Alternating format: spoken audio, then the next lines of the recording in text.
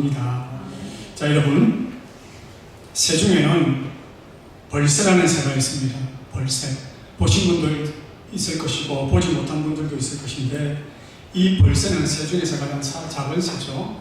크기가 2cm에서 2.5cm밖에 되지 않는데, 이 벌새가 날개짓을 몇 번 하느냐, 여러분, 1초에 70번에서 80번의 날개짓을 합니다. 이 작은 새가 1초에 몇 번 한다고요?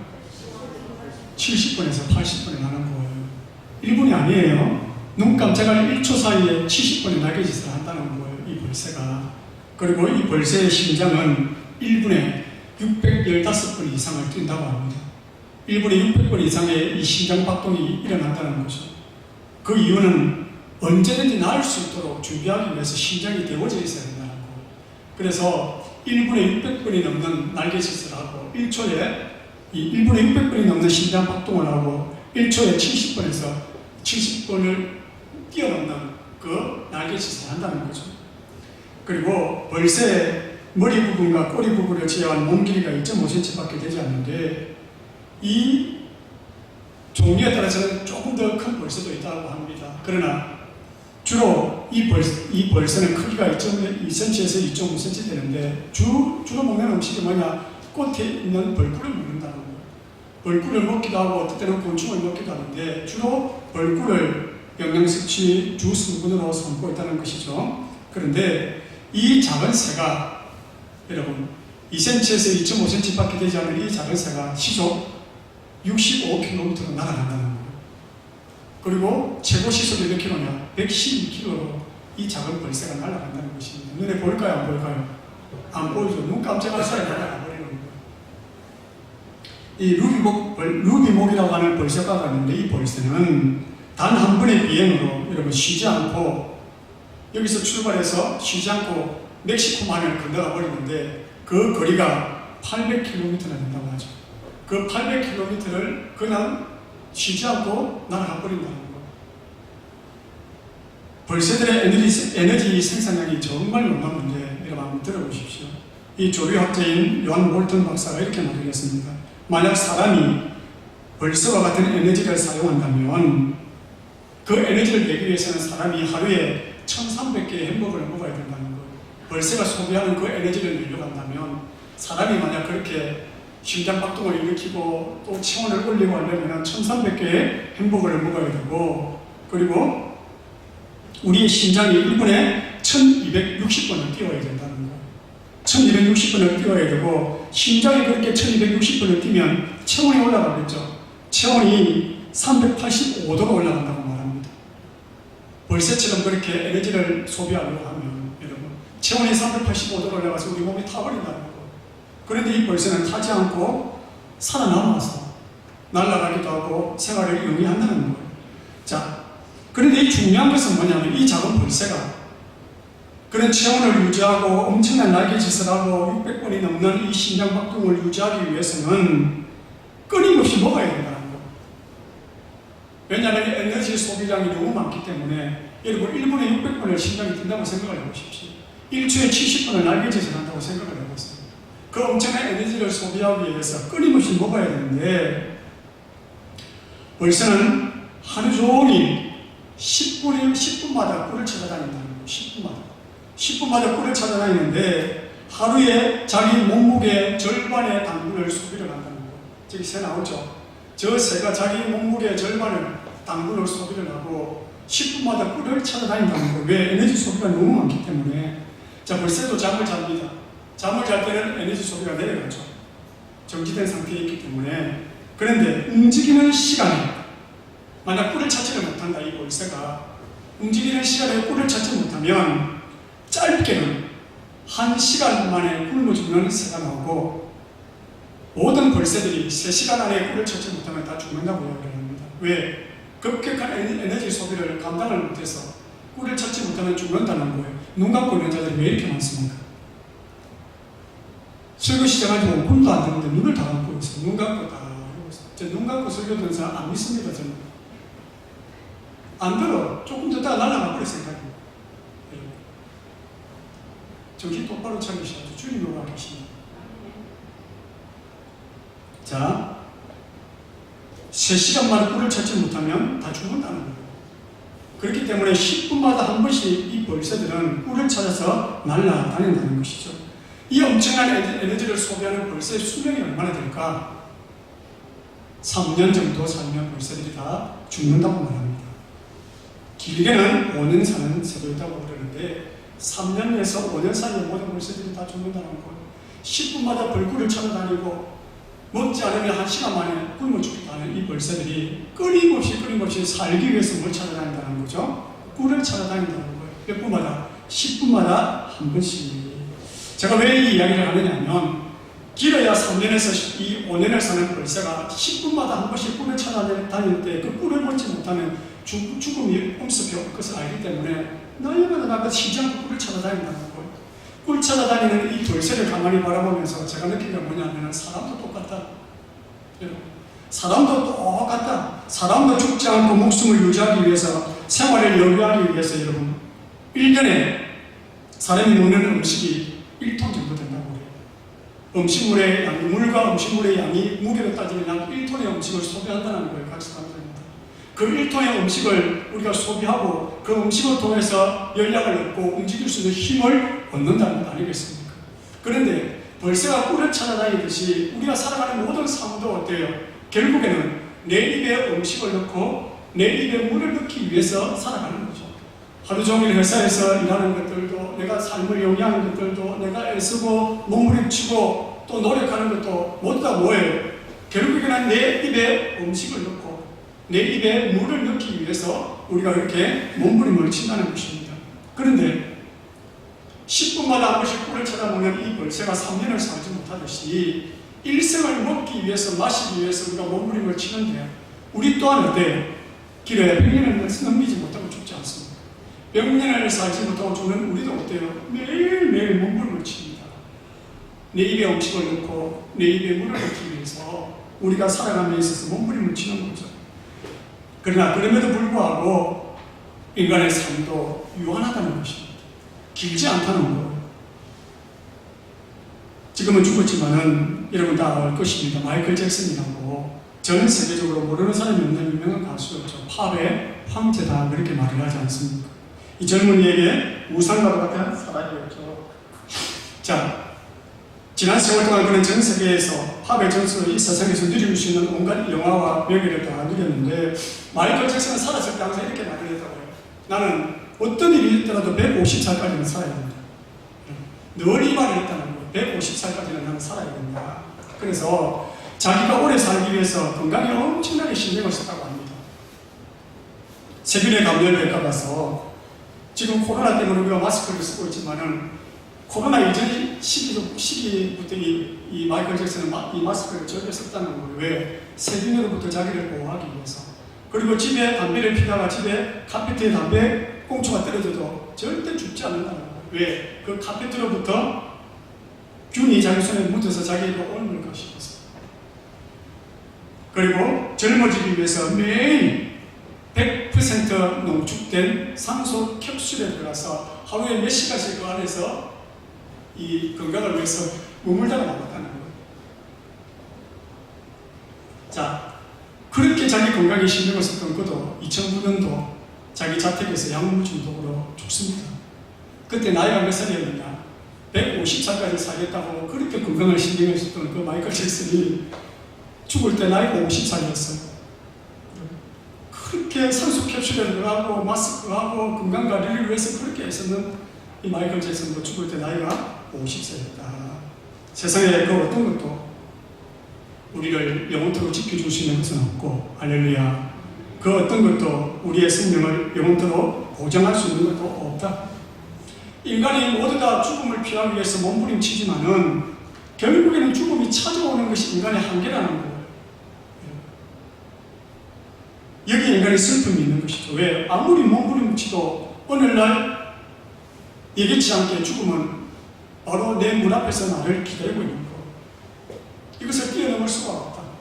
이것을 초월할 수가 없다. 한평생 음식을 구하기 위해서 그렇게 열심히 살았음에도 불구하고 결국에는 다 시들어가고 죽어가는 것이 인간의 실존이고 인간이 짊어지고 있는 숙명이고 피해갈 수 없는 운명이라는 것입니다. 그런데 더 무서운 건 뭐예요? 저도 그렇고 여러분들도 그렇고 원하지 않는 밤손님같이 어느 날 죽음은 우리에게 찾아온다는 거예요. 분명히 어느 날 죽음이 우리에게 찾아온다는데 중요한 것은 그 죽음 너머의 세계를 모르는 거예요. 그 죽음 이후에 무엇이 있는지, 그 죽음 뒤에 있어 심판에 대해서도, 그 죽음 너머의 세계에 대해서도 모르고 있는 것이 우리의 두려움이라는 거예요. 죽음은 찾아오는데 그 이후의 세계에 대한 것을 알지 못하는 그 두려움이 모든 사람들에게 있다는 것입니다. 뛰어넘을 수는 없는데 찾아오는 이 죽음을 어떻게 할 것인가? 그리고 죽음 이후의 세계에 대해서 알지 못하는 이 두려움을 어떻게 할 것인가? 그것이 인간이 뛰어넘을 수 없는 한계고 또 실존이고 인간의 현 상황 아니겠습니까? 그런데 중요한 것은 또 뭘까요? 아무도 그 죽음을 우리에게서 피해가게 할 수가 없다는 것. 그리고 명확하게 죽음 너머의 세계에 대해서 우리에게 가르쳐 줄 수 있는 사람도 없다, 이 세상에. 그 문제를 해결하기 위해서 이 땅에 예수 그리스도께서 오셨다는 것. 하나님이 우리에게 죽음을 뛰어넘는 길을 가르쳐주고 죽음 너머의 세계에 대해서 명확하게 이 땅에 있는 사람들에게 가르쳐주기 위해서 하늘로부터 독생자를 보내셨으니 그분이 누구다? 예수 그리스도다.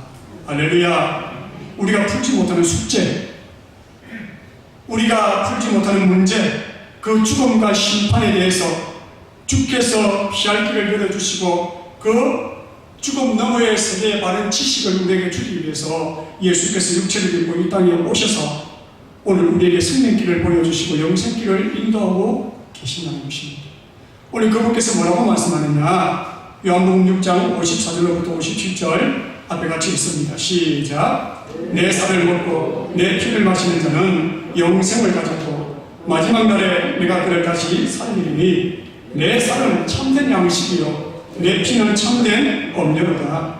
내 살을 먹고 내 피를 마시는 자는 내 안에 거하고 나도 그의 안에 거하나니 살아계신 아버지께서 나를 보내시매 내가 아버지로 말미암아 사는 것 같이 나를 먹는 그 사람도 나로 말미암아 살리라. 여러분, 먹는다는 것에 대해서 제가 말씀을 드렸습니다. 오늘 주님이 분명히 말씀하셔요. 너희들이 영생을 얻기 위해서는 반드시 내 살을 먹어야 된다. 그리고 내 피를 마셔야 된다. 나를 먹어야 된다. 한마디로 말하면 왜 주님은 자신을 먹어야 된다고 말할까? 다른 것도 아니라 왜 주님 자신을 먹어야 된다? 왜 그렇게 이야기를 할까요? 그러면 우리는 분명히 어떻게 해야 됩니까? 주님을 먹어야 돼. 우리 주님을 잡아야 되면 먹어야 된다는 거예요. 주님은 왜 자신을 먹으라고 말씀하시는가? 가만히 따져보면 먹는 것이 몸을 이루게 되어 있고 먹는 대로 우리 몸이 자라게 되어 있어요. 즉 다른 말로 표현하면 내가 먹는 그것이 내 살을 이루고 내 뼈를 이루고 내 육체의 성질을 이루어 간다는 것입니다. 그렇기 때문에 오늘날 사람들이 가장 관심이 많은 것이 화두가 건강 문제 아닙니까? 여러분, 건강 문제. 그렇기 때문에 사람들은 저마다 먹는 것에 신경을 씁니다. 어때요? 비타민을 챙겨 먹어야 된다. 주름이지만 어때요? 콜라겐을 먹어야 된다. 그리고 녹용도 먹어야 되고 홍삼도 먹어야 되고 몸에 좋은 모든 것을 다 챙겨 먹어야 된다. 그러면서 막 챙겨 먹어요. 그리고 몸에 안 좋은 것들 어때요? 기름진 것들, 태운 것들, 그리고 지방이 많은 것들은 멀리 해야 되고 채소를 많이 먹어야 되고. 왜 그렇게 먹는 것에 신경을 쓸까요? 먹는 대로 내 살의 성분이 바뀌어지고 내 육체의 성질이 바뀌어지고 먹는 대로 그것이 뭐예요? 내 몸을 이루기 때문에 그렇죠. 채소를 먹는 동물들을 한번 보십시오. 채소를 먹는 동물들, 풀을 먹는 동물들을 한번 보세요. 온순하고 눈이 어때요? 착하고 순하게 생겼지 않습니까? 왜? 먹는 것이 그 성질을 이루기 때문에 그렇죠. 그러나 육식을 하는 동물들을 한번 보십시오. 그 눈이 얼마나 날카롭습니까? 왜? 먹는 것이 그 성질을 이루기 때문에 그렇죠. 그래서 육식을 좋아하고 여러분 그런 사람들은 성질급하고 어때요? 잘 참지 못하는 경향이 많죠. 대체적으로. 그러나 채소를 먹는 사람들은 성질이 온순한 사람들이 대체로 또 많습니다. 왜? 내가 먹는 그것이 내 몸의 성질을 이루기 때문에.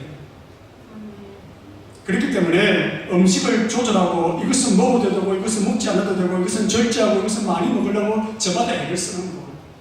그렇다면 우리가 예수를 먹는다는 것은 어떤 의미일까요? 주님은 분명히 자기를 먹으라고 말합니다. 너 나를 먹어야 산다. 너 나를 먹어야 영생을 얻는다. 그렇게 말씀하시는데 예수를 먹는다는 것은 어떤 의미일까요? 풀을 먹으면 눈도 착해지고 온순해지고 고기를 먹으면 눈도 날카롭고 성질이 급격하게 바뀌어지듯이 우리가 예수를 먹는다는 것은 그 예수 그리스도로 말미암아 내 육체의 성분과 쉽게 말하면 영혼의 유전자가 바뀌어진다는 거예요. 나의 몸을 이루는 성분이 예수로 그 제로가 되기 때문에 내 육체가 어떻게 되어간다? 예수로 바뀌어져 간다는 거예요. 왜? 내가 먹는 그것이 내 몸을 이루기 때문에. 그러면 우리가 예수를 먹는다는 것은 우리의 육체에 아니면 우리의 영혼의 유전자가 예수로 바뀌어져 간다는 거예요. 그러면 예수님은 자기를 가리켜 뭐라고 말씀합니까? 요한복음 11장 25절에 주께서 이렇게 말씀하셨어요. 나는 부활이요 생명이니 나를 믿는 자는 죽어도 살겠고, 주님은 뭐라고요? 부활이요 생명이니 그렇게 말씀하셨어요. 그러면 우리가 예수를 먹을 때 무엇을 먹는다는 거예요? 부활의 생명을 먹는다는 거예요. 부활의 생명을 먹었기 때문에 내 안에 뭐가 들어가 있다? 부활의 생명이 들어온다는 거예요. 예수를 먹을 때. 그렇기 때문에 죽어가던 내 육체가 죽지 아니할 몸으로 바뀌어져 버리는 거예요. 뭐 할 때? 예수를 먹을 때. 내가 밥을 먹을 때 그 밥이 내 살이 된다고 말씀드렸죠. 내가 예수를 먹을 때 그 예수, 부활이요 생명이신 예수가 내 안에 들어와서 내가 뭐가 된다는 거예요? 부활이요 생명의 존재로 바뀌어져 버리는 거예요. 유전자가 변화해진다. 그래서 예수님은 나를 먹어라.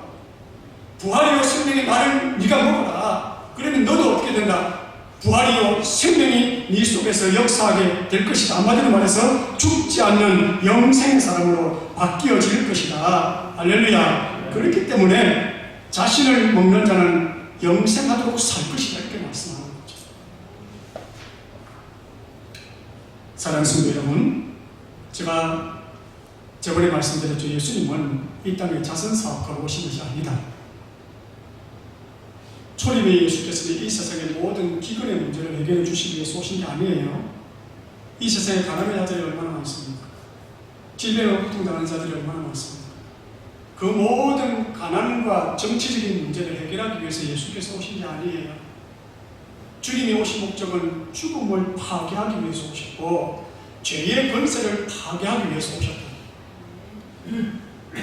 그렇기 때문에 우리 주님은 당면한 문제가 뭐냐? 육신적인 문제보다 영적인 문제를 해결하기 위해서 오신 것이 우리 주님의 이 초림이라는 거예요. 사랑하는 여러분, 우리 주님도 육체를 가지고 오셨죠. 왜? 성육신하셨기 때문에 육체를 입고 이 땅에 오셨기 때문에 성경은 뭐라고 말씀합니까? 그분도 배가 고팠다. 그분도 지치고 힘들었다. 그분도 추울 때는 추웠고 더울 때는 더웠고 시장할 때는 음식을 찾았고 여러분 맞으면 아팠고 그분도 육체를 가졌기 때문에 힘들다. 그리고 사람에게 먹는 음식이 얼마나 중요한지 아셔요. 주님도.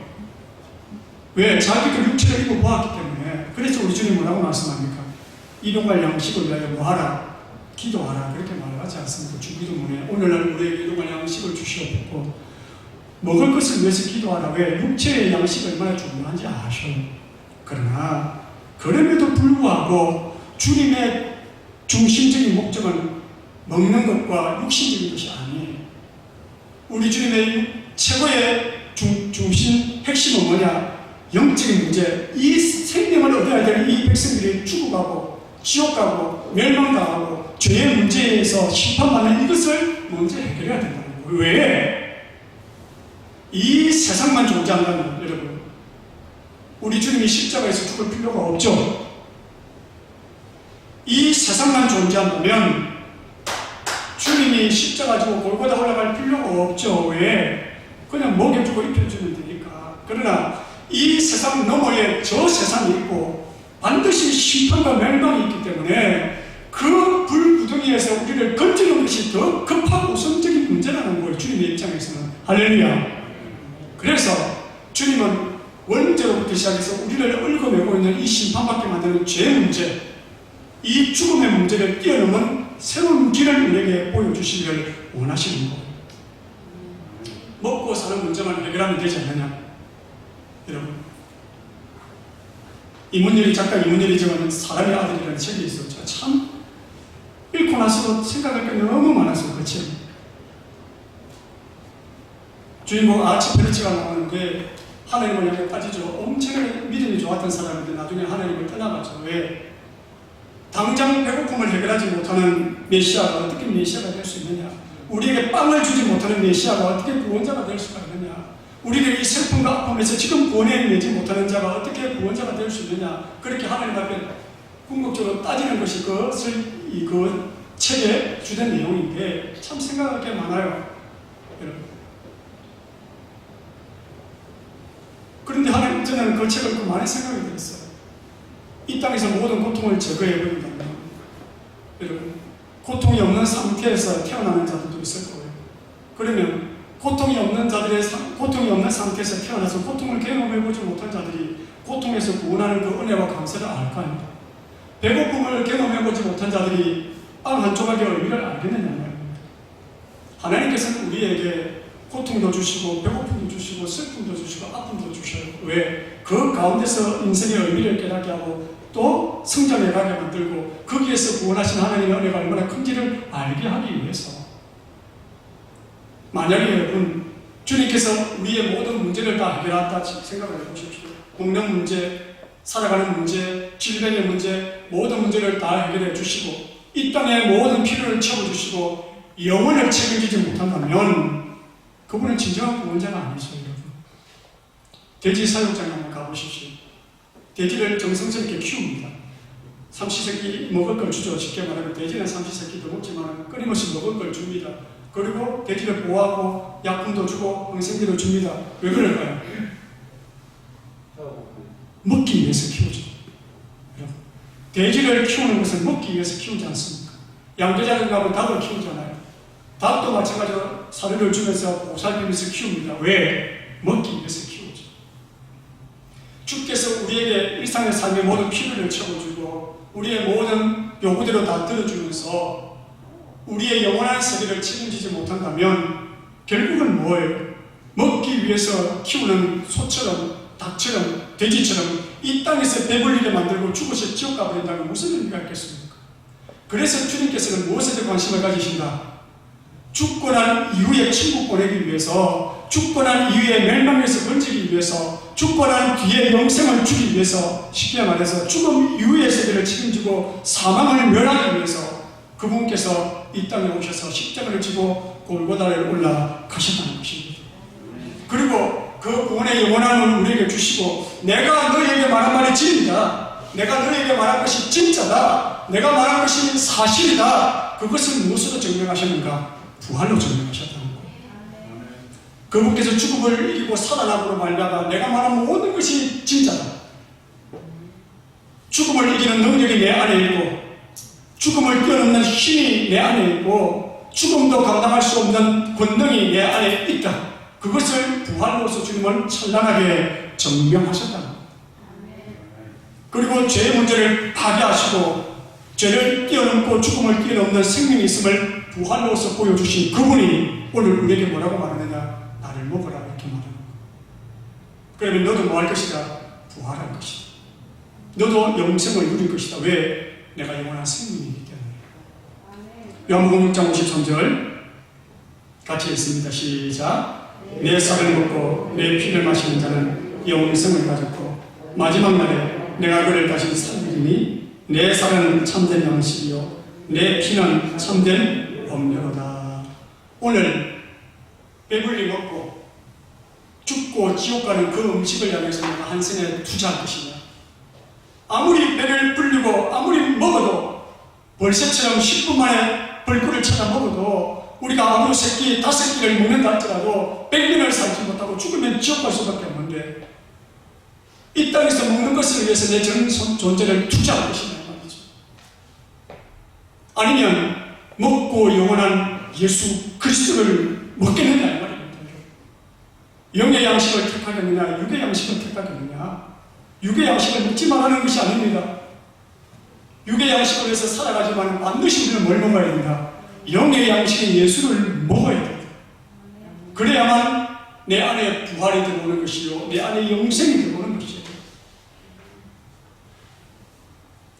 사랑하는 성도 여러분, 예수님은 사람이 먹고 영원토록 살 수 있는 생명의 떡이 되기 위해서 이 땅에 오셨습니다. 우리에게 영생을 주시기 위해서 그분께서 음식이 되기 위해서 오셨어요. 먹을 거리가 되기 위해서 이 땅에 오셨다는 거예요.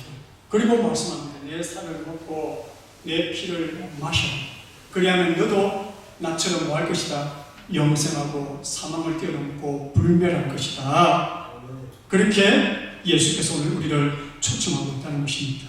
할렐루야. 세상 그 어느 누가, 그 어느 종교의 창시자가 죽고 부활해서 자신을 먹으라고 말한 종교 창시자가 어디에 있습니까?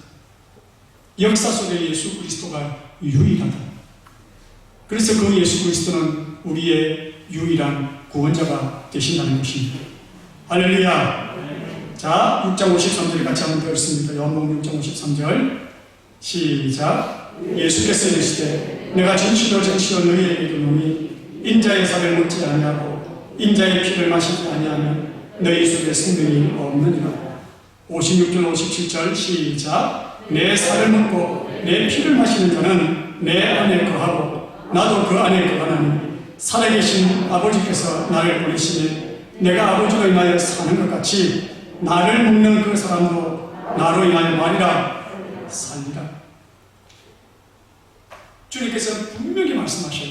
반드시 영생을 얻기 위해서는 누구를 먹어야 된다? 예수를 먹어야 된다. 나는 하늘에서 내려온 참 떡이다. 신령한 떡이다. 그리고 내 살을 먹고 내 피를 마시라. 그러면 너는 반드시 영생을 하게 된다. 여러분, 예수가 영생이고 부활이기 때문에 그를 먹는다는 것은 영생을 먹고 부활을 먹는다는 거라고 제가 말씀을 드렸죠. 영생하기를 원하는 자는 반드시 예수를 먹어야 되는데 우리는 식인종도 아닌데 어떻게 예수를 먹느냐 이 말이죠. 예수를 먹는다는 것이 무슨 뜻이냐, 무슨 의미인가. 예수의 피를 마시고 예수의 살을 먹는다는 것은 상징적인 표현인데 그분의 죽으심과 내가 연합하고 그분의 부활과 내가 연합한다는 것, 즉 그분의 죽으심과 부활과 내가 하나가 된다는 것. 옛날에 여러분 왕이 죽으면 살아있는 사람을 같이 묻는 풍습이 있었어요. 뭐라고 그럽니까? 그것을 순장이다 그렇게 말을 하죠. 왕이 죽으면 평소에 사랑하던 이 여인이나 아니면 신하나 아니면 모해를 같이 무덤 속에 살아있는 사람을 같이 넣어버려서 같이 무덤의 뚜껑을 닫아버리는 거죠. 이게 순장 아닙니까?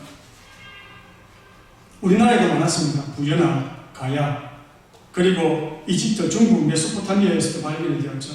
무슨 의미가 있을까요? 왕의 죽음에 내가 함께 한다는 걸 동참하겠다는 것입니다. 그게 순장의 의미인데 마찬가지로 우리가 예수님의 살을 먹고 예수님의 피를 마신다는 것은 예수의 죽음에 내가 동참하고 그 다음 예수의 부활에 내가 동참한다는 거예요. 함께 한다는 것입니다. 그러면 내가 예수의 죽음에 동참하고 예수의 고난에 동참한다는 것은 지금 우리가 할 수 있어요? 없어요? 없어. 예수님은 2000년 전에 죽어버렸기 때문에.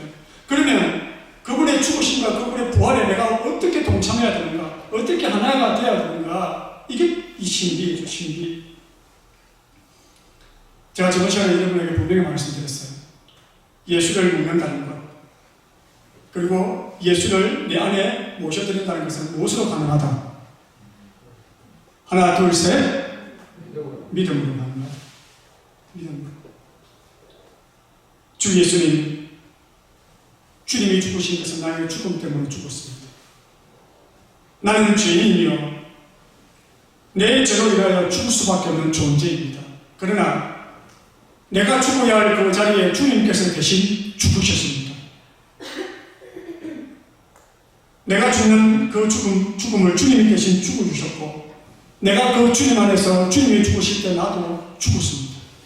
그리고 주님이 부활하실 때에 그 주님의 부활과 함께 나도 살아났습니다. 나를 위하여 죽으시고 부활하신 그 주님을 내가 진실로 믿고 내 마음을 열고 영접하오니 내 안에 들어오셔서 나의 구원이 되시고 주님이 되어 주시옵소서. 그렇게 마음의 문을 열고 주님을 영접하고 모셔드릴 때에 성경은 주님을 먹는다 이렇게 말하는 거예요. 믿음으로 주님의 죽으심이 내 안에서 하나가 되고 믿음으로 주님의 부활이 내 안에서 하나가 되어서 그 주님을 내가 영접할 때 그 주님이 내 안에 오셔서 영원토록 생명의 양식이 되어 주신다. 할렐루야. 그것을 사도 바울이 이렇게 말하고 있어요. 성경을 한번 봅니다. 갈라디아서 2장 20절 같이 읽습니다. 시작. 내가 그리스도와 함께 십자가에 못 박혔나니 그런즉 이제 내가 사는 것이 아니요 오직 내 안에서 그리스도께서 사신 것이라. 자, 여기서 사도 바울이 언제 주님과 함께 십자가에 못 박힌 적이 있습니까? 없죠. 사도 바울이 바울 되기 전에 이미 주님은 십자가에 못 박혀 죽었어요. 예수를 믿기 전에, 사울이 바울로 바뀌기 전에 이미 예수는 십자가에 못 박혀 죽었다는 거. 그런데 바울은 말합니다. 내가 예수와 함께 십자가에 못 박혔다. 나는 박힌 적도 없는 바울이 이렇게 고백을 한다는 거예요. 그러면서 그 다음에 계속해서 읽습니다. 시작. 이제 내가 육체 가운데 사는 것은 나를 사랑하사 나를 위하여 자기 몸을 버리신 하나님 아들을 믿는 어디 안에서 믿음 안에서 사는 것이다. 그렇기 때문에 바울은 예수 그리스도를 믿을 때에 그분의 죽으심에 내가 하나가 되고 그분의 부활에 내가 하나가 되고 그분과 내가 연합하게 된다. 뭐 할 때 영접하고 모셔드리고 믿을 때에 그 모든 것이 은혜 안에서 함께 이루어져 버린다는 거. 그렇기 때문에 고린도후서 5장 17절에 같이 읽습니다. 봅니다. 시작. 그런즉 누구든지 그리스도 안에 있으면 새로운 피조물이라. 이전 것은 지나갔으니 보라 새 것이 되었다. 왜 이전 것이 지나갔을까요? 예수가 내 안에 들어왔기 때문에, 예수가 내 속에 들어와셔서 내 살과 내 피가 되셨기 때문에, 내 안에 새로운 부활의 생명이 내 안에서 역사하기 때문에 나는 바뀌어졌다는 거예요. 모양은 그대로지만 하나님이 바라볼 때 여러분들이 어떻게 본다는 걸 영원한 생명을 가진 자로 보는 것이에요. 그리고 우리가 죽었을 때도 마찬가지 아닙니까? 죽음도 우리를 뛰어넘지 못하고 부활시키고 마지막 날에 다 살리겠다는 걸 하나님께서. 이미 저와 여러분들은 이 예수를 소유하고 있고 영접하는 존재고 예수의 생명이 우리 속에 역사하고 있는 줄로 믿습니다. 할렐루야. 십자가의 죽음과 부활로서 자기의 진정성을 뚜렷하게 보여주셨던 주님께서 이렇게 말씀합니다. 보십시오. 요한복음 6장 51절 같이 읽습니다. 시작. 나는 하늘에서 내려온 산떡이니 사람이 이 떡을 먹으면 뭐하리라? 영생하리라. 나의 줄 떡은 그 세상의 생명을 위한 뭐다? 내 삶이다. 그래서 예수께서 하늘로부터 이 땅에 내려오신 것은 생명의 양식이 되기 위해서, 먹히기 위해서 우리에게 오셨고 우리의 모든 원죄를 파괴하고 생명을 열어주기 위해서 죽으시고 부활하신 분이 바로 예수 그리스도다. 그럼 이런 하나님을 한번 생각해 보십시오. 예수님께서 하나님의 독생자라고 우리는 믿지 않습니까? 예수님께서 하나님의 독생자인데 여러분 한번 보십시오. 우리가 있어요. 그 우리 안에 사나운 늑대들이 막 우글거리고 있어요. 사나운 늑대들이 우글거리고 있는데 거기에다가 여러분 염소라든지 토끼가 막 던져진다고 보십시오. 그 사나운 늑대들이 토끼가 땅에 떨어지기도 전에도 어때요? 갈기갈기 찢어버리겠죠. 서로 먹으려고.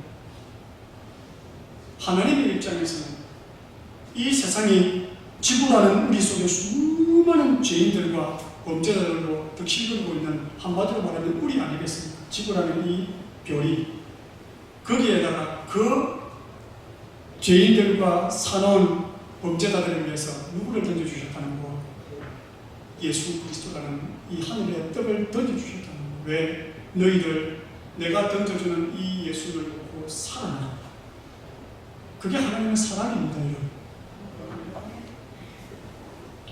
그럼 하나님의 입장에서 한번 생각을 해보세요.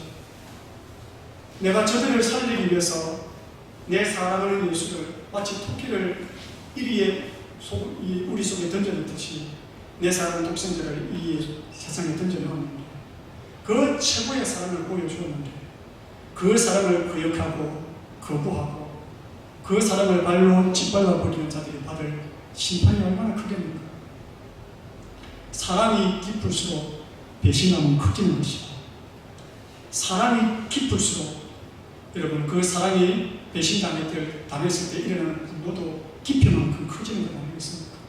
최고의 사랑을 보여주었기 때문에 그 사랑을 거부하는 자에게 최고의 심판이 임하는 것입니다. 우리는 어떻게 해야 된다? 하늘에서 내려온 이 떡을 감사한 마음으로 영접하고 믿고 즐거운 마음으로 그 주님을 따라가는 은혜가 있어야 되지 않겠습니까? 할렐루야. 삼위일체 하나님의 그 크신 사랑 앞에 용서받을 수 없는 우리가 용서 안 받아서 영생길을 가고 있습니다. 그렇기 때문에 오늘 저와 여러분에게 결단이 필요합니다. 어떤 고난과 어려움이 온다 할지라도 내게 주신 이 사랑을 기억하고 주님 말씀을 원하면서 살아가리라. 할렐루야. 그런 믿음의 결단이 우리에게 있어야 되고, 그 다음 두 번째, 어떤 성공과 평안함이 온다 할지라도 결코 병질되지 않은 믿음으로 주님을 따라가리라. 그것이 자기를 희생하고 내게 밥이 되어준 내 사랑하는 주님을 향한 마땅한 도리요 은혜의 길인 줄로 믿습니다. 그런 믿음으로 이 아침에 주님 앞에 감사하며 다시 주를 위해 살아가리라 결단하는 우리 모든 성수교회 성도들 될 수 있기를 주님의 이름으로 축복합니다.